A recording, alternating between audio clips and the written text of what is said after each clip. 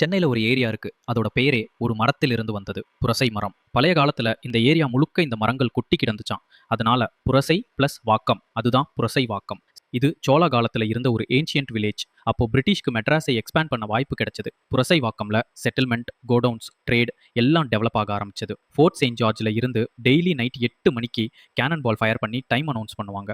அந்த சவுண்டுக்கு pregnant women shock ஆயிடுவாங்கன்னு கம்ப்ளைண்ட்ஸ் வந்ததாம். அதுக்கான சொல்யூஷன் தான் டவுடன் கிளாக் டவர். சென்னையோட first stand alone clock tower in Purasaiwalkam. Doveton junction name வந்ததே 1855 கேப்டன் ஜான் டவுடன் ஆரம்பிச்ச ஸ்கூல் தான் இன்னும் 170+ இயர்ஸ் லெகசியோட ரன் ஆகுது. கங்கதீஸ்வரர் டெம்பிள் 2000 இயர்ஸ் பழமையான சோழ காலம் டெம்பிள்.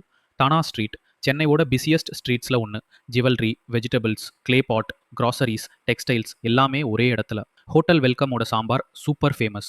டவுடன் கெஃபே, பிரியாணி ஷாப்ஸ் நிறைய இருக்கு.